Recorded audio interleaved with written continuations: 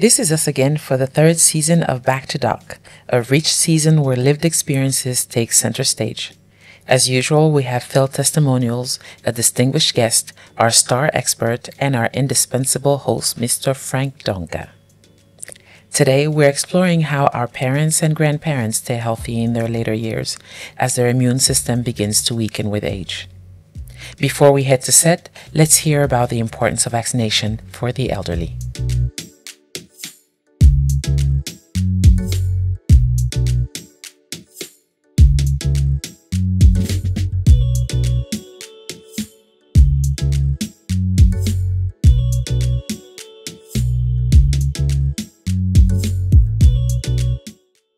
Hello everyone, my name is Dr. Abdurrahim Kamaldin.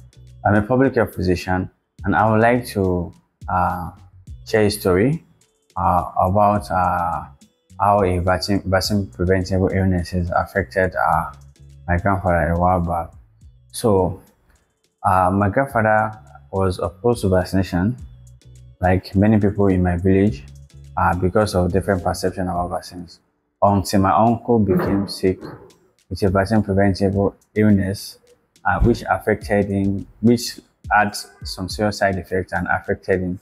My grandfather struggled, tried to get money to take care of him, tried money to try to make him go to school and achieve a normal life. However, the effect of the vaccine had a serious impact, not just on my uncle, but most importantly on my father, as he blamed himself for refusing to vaccinate his son while he could.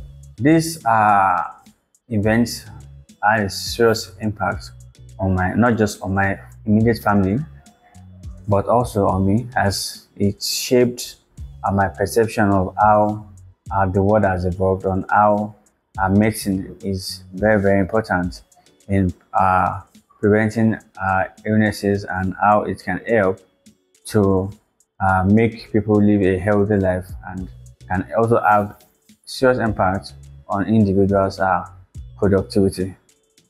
Furthermore, elderly people tends to overlook the importance of vaccination because they think they are protected from all the illnesses, maybe due to the fact that they've had a good history of vaccine during their childhood and during their youth. However, elderly people are still at risk of some vaccine preventable diseases, and as much as possible, we like to encourage them to not overlook vaccine preventable diseases such as pneumococcal vaccines help to protect against even the influenza vaccine for common flu during different seasons across the world. So elderly people remain at risk of vaccine preventable illnesses, and will, as much as possible, like to encourage them to take these vaccines, and so that they can have an healthy living and they can have a healthy aging at the same time, because vaccine preventable illnesses could significantly affect their life, their well-being, their productivity, and the quality of their life in all. Staying healthy for as long as we live for a good standard of living. Frank, now over to you on set with you and your guest. How far? Thank you very much, Adio, Leah. Always good to have you here with us, and it's a pleasure to welcome you all to join us for another special episode on Back to Doc Season 3. And we always bring you fantastic stories and fantastic topics to discuss about health generally, immunization, vaccination, medication. That's why we're here, to make sure we all live better. And I'm not alone, as usual. I always have my very dependable doc, our doc in the house here with us. You're welcome, Dr. Anire, Chima Odiko. You're welcome. Hello, Frank. Very happy to be here as usual. Thank you. You're looking very bright and healthy yourself. Oh, thank God. Healthy pink. Great. And not just Doctor and I are here on today's special episode. We have a very special guest with us. He's going to be joining us to discuss issues around today's topic. And before I go into the topic, let me introduce the person to you. He's Mr. Efosa Kings. Efosa is a communications expert and also a recording artist. Yes. Interesting. Thank you. Music is the new gold now. It is, Interesting. definitely. Great to have you here. Thank you so We much. just listened to that short interview by the respondent, or the very good doctor himself. He happens to be a medical expert himself. He said his father had a few experiences. Why is it that it looks like our grandparents or our parents are always, when it comes to that thing, Africa, is it an African man thing? I know they agree. Not tell me what to do. I know they collect. Do you think we are better off that we're born at this medical or technology era, or they had it better then? No, I think we do have it better in the sense that at least now we have a certain level of information that they did not have back then. Generally, I think in a general sense, the idea of vaccine, usually it's either for babies or for a situation where there's an epidemic or something going on that needs a response right now. So I would say that at least today, with everything that's happened, we've been more open to the idea of being ready to take any vaccine at any point. So yeah. If you are, let's say, let me paint a hypothetical picture. If you were like in your 70s, Okay. just imagine you are in your 70s, maybe 79 right now. Yeah. Someone told you to take some vaccines. How would you have reacted? In my case, I trust science. So I definitely would take the vaccine. And talking about science, we have a doctor in the house. Doc, I mean, we've talked about vaccination for very young babies, day old, to teenagers and adolescents and young adults. But now we're talking about vaccination for our parents, our grandparents, the senior citizens. In the first place, why would they need vaccination? I mean, I would have thought if somebody has grown up to be like 70 already, he must have been a champion. He's a warrior already. He's conquered whatever life had, whatever life to throw. Why would somebody in that age range or somebody in his 40s, 50s, 60s need vaccination? As a person gets older, a lot of physiological functions, that's normal activities of the body, declines. We have what we call immunosenescence, which is a reduction in your immune response due to age, is normal. And so it makes you more susceptible to external stressors. So things that can stress you in the environment, infections. And also we know that as you get older, there's more risk of chronic diseases like hypertension, diabetes, and generally the system is shutting down. So That's not good news. Okay. That's one way to put it. You went not direct. not shutting down, but it's not as vibrant as a young person. So you are more prone to assaults in the environment and infections. So you need to take extra precaution, which vaccines can be one of the insurance you take to protect yourself. Okay, so if you remember during COVID, they were saying that most of the people highly at risk were older people and people with pre-existing illnesses. Why? Immune system is not as developed to fight such conditions. So it's necessary. We want everybody. We can have, even though we are old or people are old, you can still be healthy. There's something called healthy aging, where you can still live your best life till the end of your life. And one of the ways you can do that is by taking vaccines that are recommended for your age to protect you against such infections. And that's that. We'll say that in our own language. You'll be maintaining your steez and composure up to that age. I mean, it's good when you age like fine wine. I mean, I want doctor to also mention some diseases that we need to look out for, that you have vaccines for. But just before then, Efosa, Yes. I mean, taking care of older people, I don't know if you have experience or you know somebody, a friend who's had that experience before. What do you think? Because it's one thing to have to, in Africa, we have this very communal way of living. Yeah. It's one thing to take care of an aged person, maybe a grandfather, we are left in their care.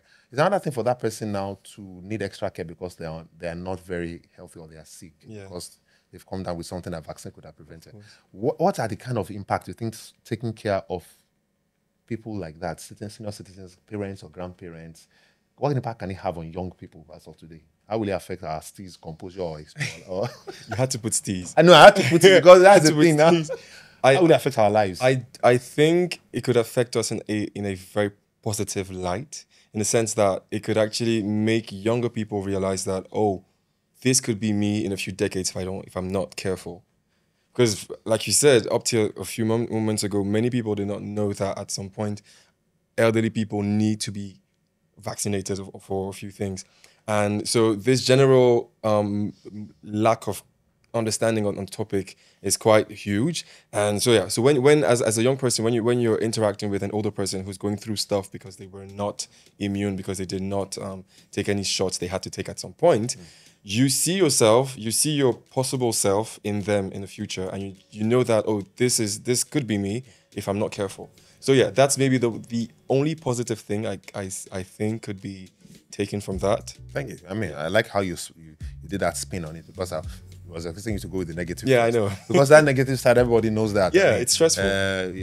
Now grandpa needs to be bathed, or grandma needs to be fed. Nobody wants that experience, and it can be pretty ugly. And in some other societies where they don't have that kind of structure for different reasons, now they have to bring extra hands. That's when you need what do you call them? Aids, health experts, to come in. It's extra money. Yeah, it's money that would have gone into other things, for the education, entertainment, relaxation, travel. Now you have to spend it on. It's very stressful. It can be very stressful, and caring for an older person. But talking about this care, what kind of diseases are we talking about for older people that vaccines can prevent? Okay. So some of the, if a person has never been immunized against hepatitis is needed. Hepatitis vaccine. A friend of mine, his mom died from hepatocellular carcinoma, cancer of the liver. It's a long-standing, probably had an infection when she was young, or it's long-standing, but it's something you can also take a vaccine for.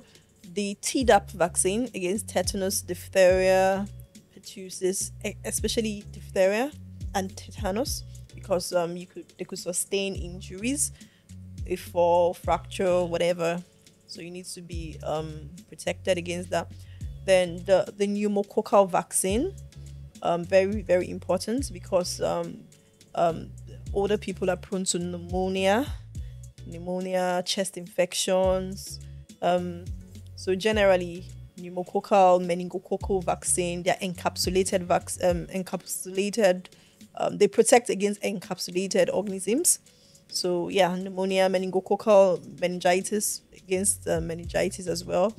We have so also based on the region you stay and what is happening around, so you're advised. So you need to, and also based on your own unique medical history, you may be advised to take some vaccines. So abroad, they tend to advise older people to take the flu vaccine against influenza, because they have seasonal outbreaks of influenza, and it could kill. So, but in Nigeria, we don't really stress that so much, because we don't really have influenza like that. But it's also good. Things that, if there's an outbreak of, say, cholera, even though vaccine is not the mainstay of treatment or prevention, as an older person, you might benefit from a cholera vaccine, typhoid vaccine, yellow fever.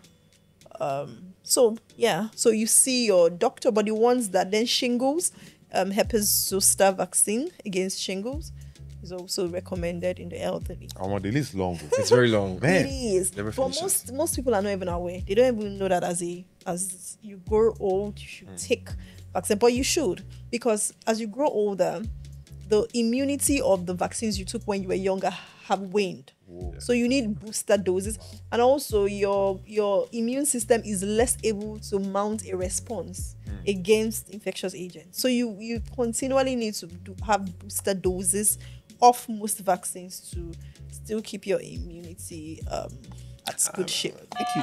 I mean, I'm happy you mentioned that part of that, depending on the country you live, because I know, with the movement around the world now, a lot of Africans travel overseas now. opportunities, Japan. People bring their parents to take care of. Exactly. So we'll go there. But there's somebody that I know that wants to drop one nugget now. Leah, how are you doing, Leah? I am doing very well. Talk to me. For this time, actually, I'm not dropping any nugget. I have a question myself for the good doctor and for the set. Okay. And one thing that a lot of people as they age worry about is fractures and falling, which is something that you have mentioned. The other thing that people worry a lot about, because they want to stay active and they want to grow into old age, is they continue to be physically active, which might have an element of tetanus there.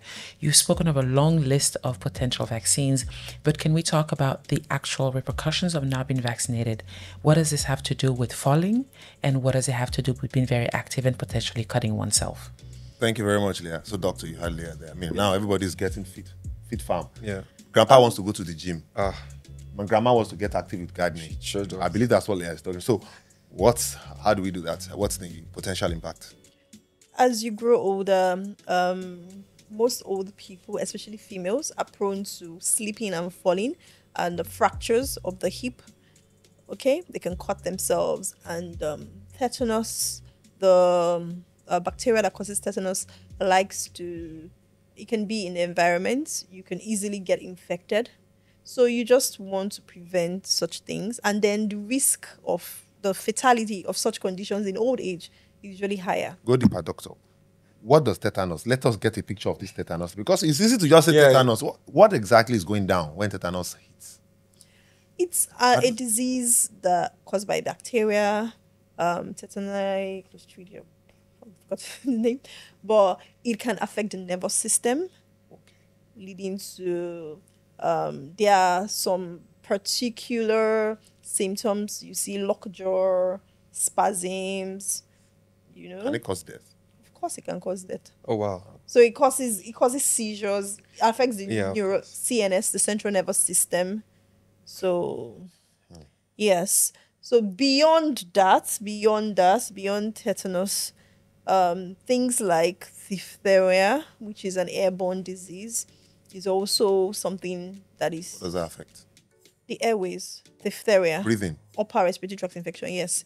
It can also, although it's more common in children, it can also affect the elderly, and in them, it can also be quite fatal. And other things like shingles, which is a rash that you have in your torso, especially with people that have had chicken pox when they were younger. It can be reactivated, causing very painful rash, and it's very common in the elderly as well. So it's important that we take these vaccines. And then, like I said earlier, you as an old person that wants to age well, talk to your doctor. Geriatric care is something that is still developing in Nigeria. Geriatrics is the branch of medicine that is dedicated to older people.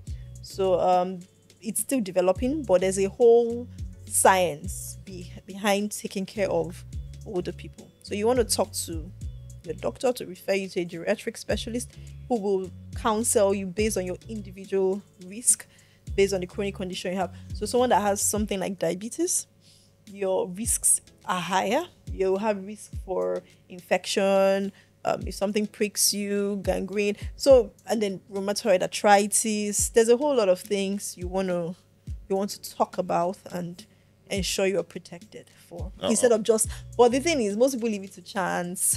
Yeah. I would love you to go into details about, where to access this care and what the cost implication, if there's any, is. But I know if someone wanted to say something. Yeah, so I just had a question that came to my mind right now. You gave this very long list of different shots, different vaccines that would be recommended. And knowing that the person is already quite old, okay, let's say at least middle age, that's what, 50? Yeah, 60? about 50, 60. Knowing the person is middle aged, how do you navigate taking all those shots? Do you take them at once? All at once, or is it every year? Or because like I said, you gave a long list of different shots. So all those different shots, those 20, 25 shots you gave, I didn't give 20. I'm You don't need fear. I didn't give 20. Okay, those 30 shots you gave. I gave 8. Okay, those 8 shots you gave. Okay, Thereabouts. so should And there are more. And there are more. See, Doctor, stay one place now. You said 30. You said said- no. You said 8. Now you Okay, said there are okay, more. in fact, Okay, it's say 40. Plus X. Okay, so plus X. So those X shots, should someone take? Is the idea to take them at once, or should you just select the ones you think you could happen to you depending on who you are? Or So that's what I said. Go see your doctor. Okay. Your doctor will give you a personalized recommendation Oh. based on the risks you face, the risks Oh, that okay. the environment Yeah. faces. So you might not need to take a flu vaccine because it's not common not- in our environment. Cholera, you might not need to take cholera because, but recently there has been an outbreak. So if there's a present epidemic and it's spreading fast, people are dying, and people seem to be, they would advise you to take a cholera. Yeah. But normally it's not what we'll just say go and take cholera vaccine. okay, that was for. my questions. I was wondering. Yeah, no. But there are some you need to like DTaP, diphtheria, tetanus, pertussis. There you should take booster doses from time to time. Even adults, normal adults, not even before you're elderly, should take booster doses from time to time. Exactly. And that was where I was going to anchor my question for Fosa on. What do you think, as a young person yourself, and I'm assuming you look good. You sound Thank nice. you, You're thank young. you, thank you. So, I mean, do you think young people these days bother? Because these things don't come up when you're 70. They don't. The mindset from when you're young, you don't take all those things then. Mm-hmm. Imagine the case of hepatitis B she mentioned, and she said must have had it for a long time. Then in old age, it fully blows up to become liver cancer. Yeah. And we know that hepatitis B may progress to that. Do you think young people these days are really bothered about what happens to them in old age, or is YOLO? I think they are bothered, but I think they just don't know how to navigate their way to get to that level where they age like fine wine in a healthy way. Because like we said initially, the concept or the fact that you need some vaccines at some age beyond your young age is still not familiar to many people. Some people don't know that. I did not know that initially. I never thought about it before. That maybe at 50, I might have to get some shots because the ones I had when I was 2 waning, are all gone. So I think as much as young people, I think every young person that wants to live long in a very healthy way. We picture ourselves being 70 and still being able to walk around, do a few activities and still being active. But we just don't know that means that you need to take a few things before and just be up to date with the shots that will keep you in good shape. In what way do you think we can begin to spread this awareness? Because I know people will have questions. Yeah. Normal, we've discussed it on this show. There's nothing wrong with asking questions when you're not clear or you're afraid or you're concerned. There's no big deal about that. Ask questions, but just make sure you're asking questions from the right people and not just assume. So, for example, young people, I know, like you said, that you think it's not that they don't want to, age like fine wine. But then again, maybe the access to that information, quality information. And also what we said a while back, because the migration around the world now, people may go to a country where they don't have the necessary immunity that they would have developed from their home country. I mean, a couple travels out of Nigeria, maybe goes to the UK, US, or Canada, or some other country, and there are diseases there that people there are already immunized against. And here you are, you come, you are exposed. How do you, all these kind of things. And maybe you went to take care of the baby, you're a grandpa or a grandma. All these kind of things. What are the challenges that you often face, Doc, when it comes to talking to adults, senior citizens, about looking into booster vaccination programs or just even new ones, like protecting themselves? What are the challenges you face that maybe young people can learn from? So the challenges are, it could go both ways. The first way it could go is that old people, elderly people, they want to live long. You can have the one that is very health savvy and health conscious. Most old people are health conscious. When you're getting old, you start to tend to take your health a bit more Especially the ones that are seriously. old now. The kind of food we eat and the kind of practices we have now. Let me just stick to the first one I said. Yeah, so they take it, they don't want to hear any story, so they listen. They take drugs, they're already used to all the drugs. So they listen to you, tell them to do this, they will do. But the problem will now be that the healthcare system is not really, like I said, geriatric care is still developing. Tailored for old people. Is not very, so even the doctors sometimes may not even recommend for an elderly person to take certain vaccines. So it's not their fault. It's even the healthcare. We don't place emphasis on that. There are so many problems we have that sometimes, so many health problems that sometimes reminding or remembering that older people still need to be vaccinated is a lot. When you're dealing with diabetes, you're dealing with cancer, you're dealing with hypertension, rheumatoid arthritis. The least thing that comes to your mind is, I should vaccinate this person. And that's why geriatric care for people who specialize in taking care of old people is very important. So that's the challenge. The healthcare system not even being aware to, or not, maybe they are aware, we're aware, but it's not really a priority. Yeah, priority. I can get it. Yeah, that's one. Then the second challenge is the fact that some old people do not see the need for it. I know someone that said something will kill somebody one day. Something must kill them, right? That's one way to put it. Listen, I'm happy to die hard. I almost know, died. I know. When death comes, here I am. Take me. But that's why we're I know here. someone that said that. She said, I beg, when death comes, I will just say, see me here, carry me out. But at least if you are going, don't go in a way that everybody in the family will be useless, that they have to take care of you and spend all the money. But I know, I also know that Leah has something for us there. Leah, are you there? Yes, Leah wants to absolutely participate in this discussion, and Doctor has raised something quite interesting that I do want to emphasize. One is a lot of our older people are actually really taking care of their health. And in our conversation, it's not only about young people thinking about their future and their lives and their health, but the conversations that need to happen today between ourselves and our parents, ourselves and our grandparents, about the care that they're including in their day-to-day lives. And as they're taking more care of themselves, paying attention to what they eat, paying attention to how they sleep, it is also the role of our parents and grandparents when they speak to their doctors to ask about vaccination. It is true that many healthcare providers or healthcare workers don't necessarily think of offering that, but we hope that this conversation is part of how somebody who's watching 50, 60, the next time you see your doctor, say, doctor, yes, we're treating my diabetes. Yes, we're taking care of this hypertension, but can we also look at what are the different vaccines that could help me in my condition today to make sure that I stay healthy, and all of the efforts that I'm doing through my diet, my staying active, are also boosted by my immunization. Fantastic. Thank you very much, Leah. And Doc, when you were talking about the debilitating effects of some of these diseases in old age, this particular disease keeps coming to our conversation, hepatitis B, that is very easily, progresses in some cases to liver cancer. And that can be really prevented, but knowledge and or ignorance, depending on how you look at it, that's one. Prostate cancer is another very common thing in men. I don't know if there's anything on the offering. That's your field. You tell us. Prostate cancer. Yes. No, there's no vaccine. Nothing. just eat right, exercise, and hope for the best. It's right. Cancer just hits you sometimes. I mean, but then cervical cancer too is another thing. But that one, I know we discussed it. No, and it's said for it's younger.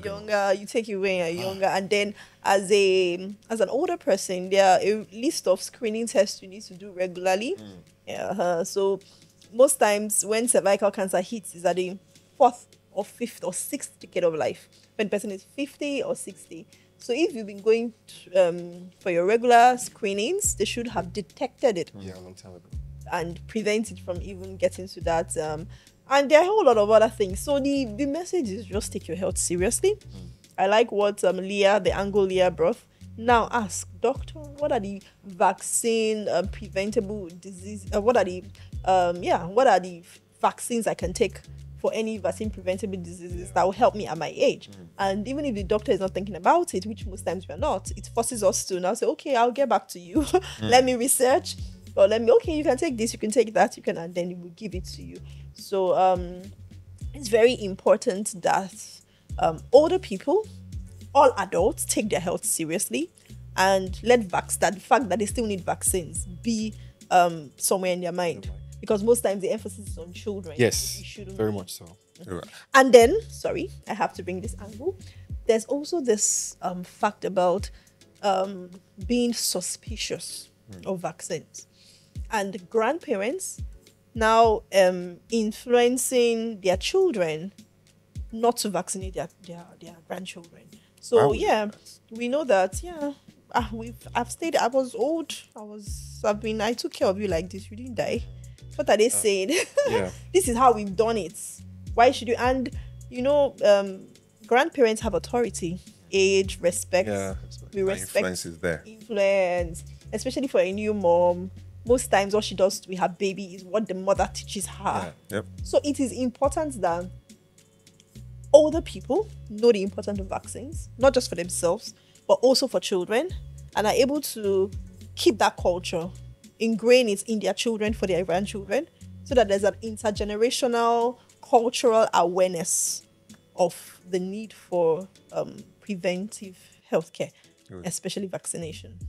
Before we go to the next segment, where Leah has something for us again, I want to ask you guys a question. So you talk about influence, grandparents having influence. We live in a world in the new generation where the social media, entertainment, music, pop culture, everybody's getting influenced. Nowadays, you are seeing grandmas, and mommies and daddies. They no one agree. Even themselves, they bring their A game. So how much of pop culture, fashion, or music do you think can influence? Because this is where I'm coming from. Before now, people would think, I'm already old, I'm out of the game. But now you see older people coming into the game. There are actors who are in their prime, right? Coming back to become stars all over again, if you know what I'm talking about. We can call one or two. We can call one or two, but we're not calling one or two. But you see, so how much of that do you think somebody's in his 70s, he sees someone like him on the big screen, just making it all over again, or becoming a celebrity for the first time?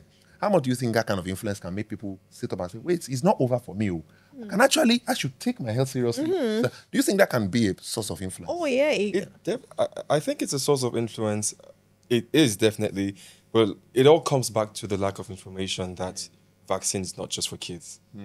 Because most people will see these things, see these Hollywood stars that are over 60, looking at Angela Bassett, for example, who's over 60 and still looks quite young, relatively. And people will be like, oh, she's living good, she has money, she has a trainer, she has diet, she has everything. But they Sorry never... to interrupt you. Angela Bassett is too far. How about Shola Shobowale? Okay. You had to. Yeah, she's from Nigeria. How about R&B?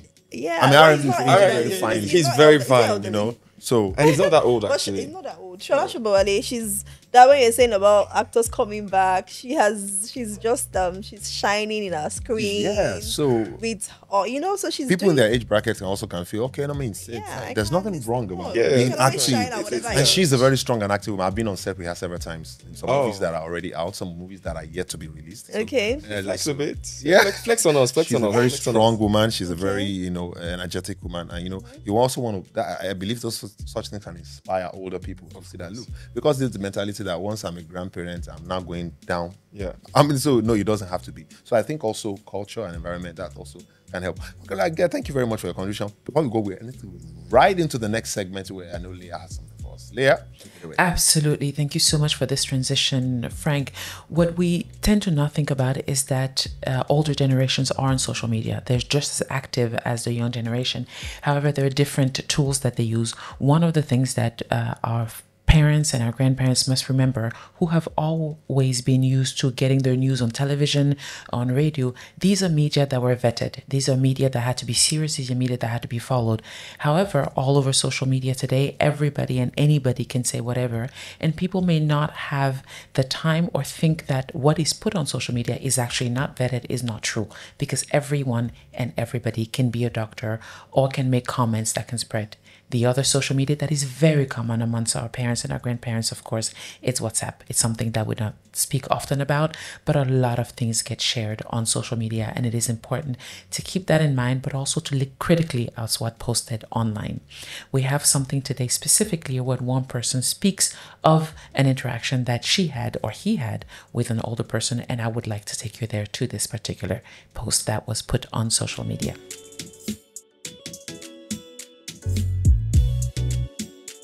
This person, a woman or a man, we do not know, is speaking about an encounter that she or he had and says, "These people drive me nuts. The nice old lady at my church learned that my sister recently was diagnosed with breast cancer." And her answer of this nice old lady at church was, "Oh, did she take the vaccine? I'm telling you, it's a danger." So according to her, the vaccine causes heart attacks, strokes, all types of cancer, shingles, and depression. Obviously, this woman heard it from somewhere. Obviously, something was passed around, and this is where she believes today. Now, over to you for your take on it. Is it something to laugh about or to cry over? Thank you very much, Leah. So in a nutshell, what Leah is talking about is the fact that our parents and grandparents, They may not be on Twitter, Instagram, TikTok, you know, doing the trends, but one thing they have access to and they have used, trust me, they know how to find their way around Facebook and WhatsApp. The fact that misinformation or wrong information or disinformation can easily spread through this media, and they don't seem to. Everybody knows that WhatsApp message in the family group that one uncle is always forward. The fact that this thing is an issue, that they just carry information from there and they run with it, they don't care. You know, I remember way back a few years back when it was bathed with salt during the Ebola scare. Oh, that thing spread like wildfire. People were buying bags of salt and jumping into it like. So the question is now, is this something to laugh about or to cry about? Yeah, you have a paddle next to your seat there. If you stretch down your hand by your side, you see that paddle. So the fact that this misinformation, our parents forward this misinformation very often, this is something to laugh about or cry about? Let me see your. I don't say that. This is the first time on the show it's going to happen. We're all laughing about it. I dog.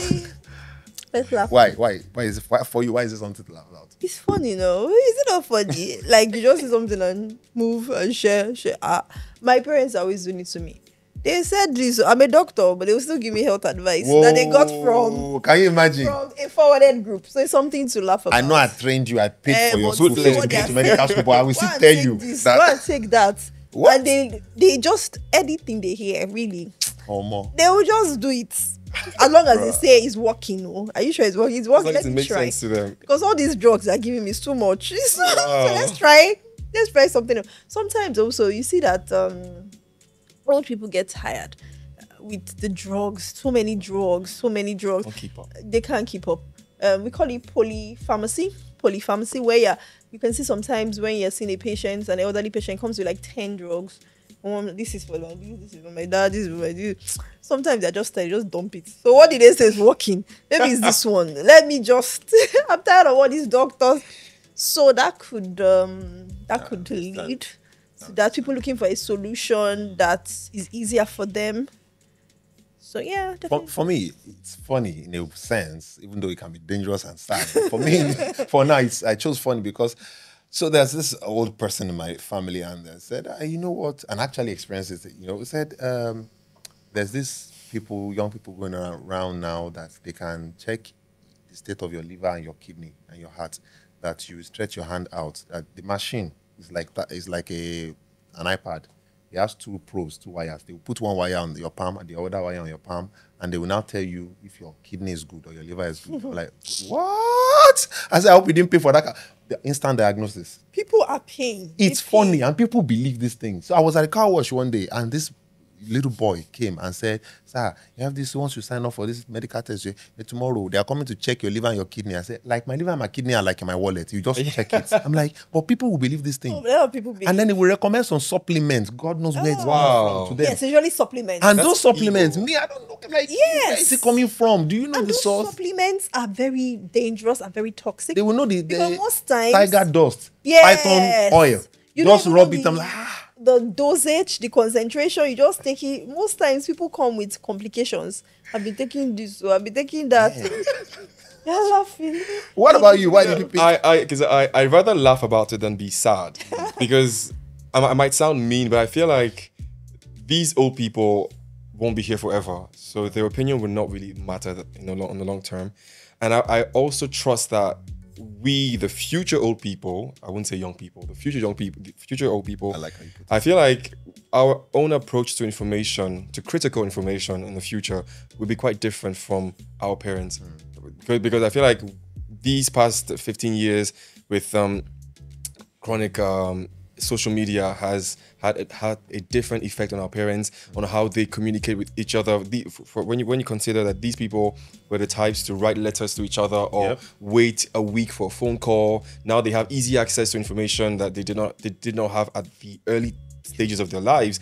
So they're overwhelmed by information, which is different for us in my understanding. So I believe that, like I said, once again, we the future old people at some point in the next 25, 30, 40 years, the way we grasp information won't be the same as them. Okay. So we won't be these old people that are quite... Hopefully not. Yeah, hopefully. I mean, I was going to disagree with you when you said they are overwhelmed with information. I wanted to ask, don't you think we are a bit overwhelmed too? Because, man, I mean, everybody's overwhelmed, but I mean, to some extent, we're still able to like differentiate a few things. They just, as long as your information makes sense, as long as it's technology, it's science, anything is possible. Yeah. That's how they go with it. So And I think we have better tools to filter, right, Doc? You know, to filter medical information. We have sources to go to. Tell us some of those sources where, you know, people can also check, you know, to make sure they're getting authentic information. So in Nigeria CDC, Center for Disease Control and Prevention, generally World Health Organization, Nigerian Federal Ministry of Health. So if you're in Lagos State Ministry of Health. Okay. Those are I'm careful in giving government's own. Yeah. Why? Yeah, because it's government now, so You can go and hold them. you can go hold exactly. And it's their job. Even though there are some reputable Okay. doctors, but those are individuals, their brand. Yeah. They are representing their own. sense, yeah. Yes. So, But people can still go and see their doctors. yeah, of course, your own doctors. I know that Nigeria. voice Your always rings doctor, in my go head. to your doctor. Your doctor. If symptoms don't persist after 3 days, please see your doctor. I know I always hear that. Anytime I see medication, that's the first thing that comes to mind. If Please see your symptoms persist doctor. after 3 days, Some don't even have doctors actually. They don't. that's where the problem is. Yeah, there's insurance. Healthcare can be very Hectic. expensive in old age. It could be expensive. to Unfortunately, the alternative can be very painful too. And then paying for healthcare. Most people, there's a lot of problem with the elderly. Most of them, they're retired. That's true. Pension may not be regular. So first and foremost, they're looking for how to eat, survive. So there's before the added burden of It's not a priority to them. is not That's true. loneliness.